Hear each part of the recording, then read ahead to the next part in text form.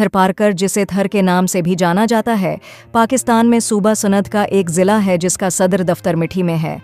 हिंदुस्तान की आज़ादी से पहले ये थर और पारकर 1901 से 1947 या मशरक़ी सिंध के सरहदी ज़िला 1960 से 1001 के नाम से जाना जाता था।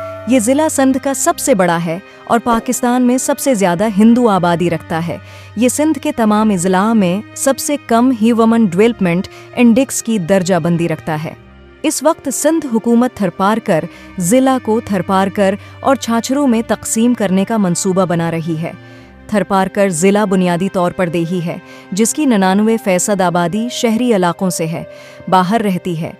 ज़िला की बुनियादी इक़्तिसादी सरगर्मी ज़राअत है, जबकि बहुत कम शहरी आबादी ज़राअत से मुताल्लिक़ सरगर्मियाँ अंजाम देती है। जबकि थरपारकर की खुराक का बुनियादी ज़रिया और माशी बुनियाद मवेशियों के इंतज़ाम से हासिल होती है। खेती बाड़ी और कारीगरी भी अहम अवामिल हैं। खशक आब व हवा और फसलें उगाने के लिए आम तौर पर ख़राब हालात के बावजूद थरी लोगों की अक्सरियत किसी न किसी शक्ल में खेती बाड़ी से काम लेती है। ज़्यादातर इलाका खेती की ज़मीन को सैराब करने के लिए कम बारिश पर इन्हिसार करता है, ताहम नगरपारकर तालका के कुछ इलाकों में ट्यूब वेल इस्तेमाल किए जाते हैं।